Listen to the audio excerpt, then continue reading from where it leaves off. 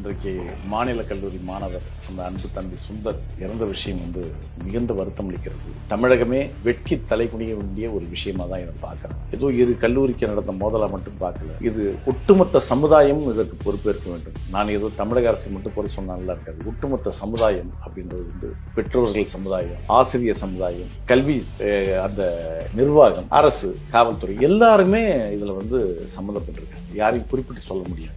முதலில் அந்த இறந்த மாணவர் சுந்தருடைய அவருடைய ஆத்மா சாந்தியடைய இறைவனை வேண்டுகிறேன். அந்த குடும்பத்துக்கு என்னுடைய ஆழ்ந்த வருத்தத்தை தெரிவித்துக் கொள்கிறேன். முதல் விஷயம் என்னன்னா, இந்த கல்லூரி மோதல் என்பது இப்போ தொடர்ச்சியாக கடந்த 10 ஆண்டுகளாக பார்த்தீங்கன்னா ரொம்ப அதிகமாகவே வெளிப்படுத்தப்படுகிறது. இது இன்றைக்கு ஏதோ நடந்த விஷயம் இல்லை.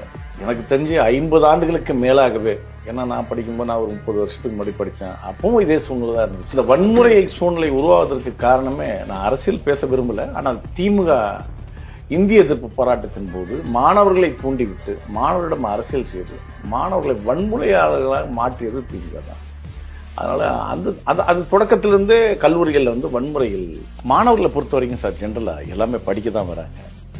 அதே சமயம் நீங்க சமுதாயத்துல இருக்கக்கூடிய பிரச்சனைகளையும் தட்டி கேட்க வேண்டும் அப்படின்னு அரசியல் இயக்கம் சொல்லலாம். ஆனா அதை வன்முறையோடு தட்டி கேட்கும் போது அதை உற்சாகப்படுத்தி ஊக்குவித்து இன்றைக்கு ஒட்டுமொத்த மாணவ சமுதாயத்தை இன்றளவும் பயன்படுத்தி கொண்டிருப்பது பல்வேறு அரசியல் இயக்கங்கள் தான். அதுக்கு முன்னோடியாக இருந்தது திமுகன்னு சொல்ல முடியும். இப்போ நீங்கள் பார்த்தீங்கன்னா, இப்போ நான் படிக்கும்போது பல்வேறு மாணவர் பிரச்சனைகளுக்காக அனைத்து கல்லூரி மாணவர் பேரவை இருக்கும். மாணவர்கள்லாம் எல்லாம் ஒன்றா யூனியன் இன்டர் காலேஜ் யூனியனில் உட்காந்து பேசுவாங்க. பேசி பல்வேறு பிரச்சனைகளை தீர்க்கக்கூடிய சூழ்நிலை இருக்கும். எல்லா கல்லூரியிலையும் மாணவர் பேரவை தேர்தல் இருந்தது. இன்னைக்கு பச்சையப்பன் கல்லூரியாக இருக்கட்டும், நான் தியாகராயர் கல்லூரியில் படித்தேன், பச்சையம் கல்லூரியாக இருக்கட்டும், மாநில கல்லூரியாக இருக்கட்டும். நீ சென்னையில் இப்போ அப்போ பார்த்தீங்கன்னா மிக முக்கிய கல்லூரிகளாக நம்ம பார்க்க போகிறது பார்த்தீங்கன்னா பச்சையப்பன் கல்லூரி. ஆக்டிவிட்டீஸ், ஸ்டூடெண்ட்ஸோடைய ஆக்டிவிட்டீஸ் விசிபிளாக தெரியக்கூடிய விஷயங்கள், அது எந்த ஸ்போர்ட்ஸாக இருக்கட்டும், இல்லை ஒரு என்னென்னா சண்டையாக இருக்கட்டும், இல்லை கல்ச்சுரலாக இருக்கட்டும். மாநில கல்லூரி, பச்சையப்பன் கல்லூரி, தியாகராயர் கல்லூரி, அந்த பக்கம் நந்தனா ஆர்ட்ஸ், இதெல்லாம் ஓரளவுக்கு நடுத்தர மக்கள் படிக்கக்கூடிய கல்லூரி. மாநில கல்லூரி நடுத்தர மக்கள் படித்தாலும் கொஞ்சம் சொஃபிஸ்டிகேட்டடாக இருக்கும். அந்த பீச்சு, அந்த இது இப்போலாம் அதெல்லாம் உடைச்சிட்டாங்க நிறைய விஷயங்கள். ஆனாலும் என்னென்னா, கல்லூரியில் இந்த மோதல் போக்கு என்பதற்கு காரணம் பார்த்தீங்கன்னா மிக முக்கியமான விஷயம் ஹீரோயிசம். இந்த கல்லூரியில் ஒரு ஹீரோயிசம். எல்லாருமே ஸ்கூல் படிக்கிற வரைக்கும் எல்லாமே ஓரளவுக்கு டிசிப்ளின்டாக இருப்பாங்க. ஸ்கூலில் தான் அவன் கொஞ்சம் முன்ன பின்ன அந்த வன்முறை எண்ணங்கள் மனசில் வரும். இப்போ உதாரணத்துக்கு என்னையே நான் சொல்லிக்கிறேன். நான் ஏன் இந்த விஷயத்தில் கூட நான் என்னோட கருத்தை பதிவு பண்ண விரும்புனா, நான் 1ஆவதுலேருந்து 5ஆவது வரைக்கும் ஸ்கூலில் படித்தேன். படிக்கும்போது பாரதிநாத ஸ்கூலில் படித்தேன். படிக்கும்போது அப்போவே நாங்கள் அந்த ஒரு வில்லு, அந்த இந்த தென்னங்குச்சியை வச்சு பக்கத்து கிளாஸில் அடிக்கிறது, அந்த மாதிரி விஷயங்கள் நான் இப்போ தான் நினச்சி பார்க்குறேன். இப்போ அதெல்லாம் பார்க்கும்போது அப்போ அந்த கிளாஸ்க்கும் இந்த கிளாஸ்க்கும் பிரச்சனை. அதாவது 3ஆவது 4ஆவது படிக்கும்பொழுது அப்போ வெளியே வந்தோடனே அப்போ என்ன நடக்குதுன்னா, பக்கத்து கிளாஸில் பையனுக்கு அவங்க மாமாவோ அண்ணனையும் கூட்டிகிட்டு வருவான். இப்போ 1ஆவதுலேருந்து 5ஆவது படிக்கும்போது முதல் விஷயம் என்னென்னா, இப்போ அந்த மாதிரி விஷயங்களை ஆசிரியர்கள் கண்டறியணும், பெற்றோர்களும் போதிய அக்கறை செலுத்தணும். இந்த நிகழ்வு சுந்தர் அவர்களுடைய இறப்புக்கு மிக முக்கியமான காரணம் என்னை பொறுத்த வரைக்கும்னா, மாணவ சமுதாயத்தின் பெற்றோர்கள் மிக முக்கிய காரணம்.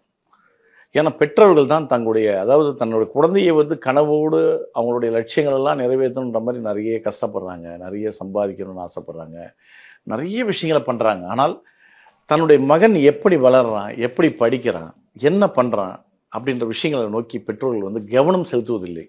நீங்கள் குறிப்பாக முதல் விஷயம் பார்த்தீங்கன்னா, வன்முறை ஒரு பக்கம். முதல்ல காலேஜ் போக ஸ்கூல் வரைக்கும் ஓரளவுக்கு உட்காரான். ஸ்கூல் பசங்களே நீங்கள் பார்த்தீங்கன்னா ஃபுட்போர்டில் நிறைய தொங்குறாங்க. நீங்கள் ஒரு என்னை பொறுத்த வரைக்கும் ஒரு பெற்றோர்களுக்கு நான் வைக்கக்கூடிய கோரிக்கை என்னன்னா, நீங்கள் உங்களுடைய மாணவர்கள், உங்களுடைய பசங்க ஸ்கூலுக்கு போகும்போது வாரத்தில் ஒரு முறை, 15 நாளைக்கு ஒரு முடியல மாதத்துக்கு ஒரு முறையாவது அவனுடைய ஸ்கூலில் நீங்கள் போய் பாருங்கள். அவன் எந்த பஸ்ஸில் ஏறுறான், எங்கே இறங்குறான், எப்படி போகிறான் அப்படின்னு நீங்கள் போய் பார்த்தீங்கன்னா ரொம்ப வருத்தப்படுவீங்க. அதே மாதிரி பெண் பிள்ளைகள் பெற்றவங்களாம் இருக்கீங்க. நீங்கள் நம்ம எத்தனையோ இடத்துல பார்க்குறோம். மாணவர்கள் ஸ்கூல் ட்ரெஸ்ஸில், நீங்கள் பீச்சில், சினிமா தேட்டரில், பல்வேறு மால்ஸில் நம்ம பார்க்குறோம். பார்க்கும்போதெல்லாம் ஐயோ அப்படின்னு நம்மளுக்கு வருத்தம் இருக்குது.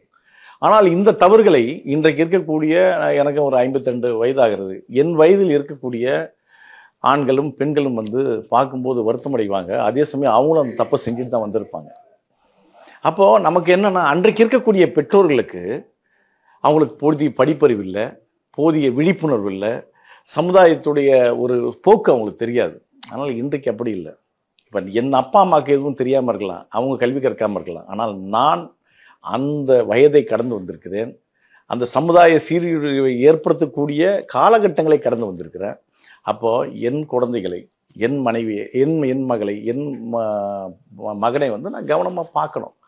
இப்போ அதில் வந்து மிகப்பெரிய தொய்வு ஏற்பட்டிருக்குது. யாருமே வந்து அந்த பெற்றோர்கள் வந்து தன் மகனுடைய ஸ்கூலுக்கோ காலேஜுக்கோ போய் பார்க்குறதில்ல, போதிய அக்கறை செலுத்த. இதுதான் இதனுடைய முதல் படியாக பார்க்குறேன் சார்.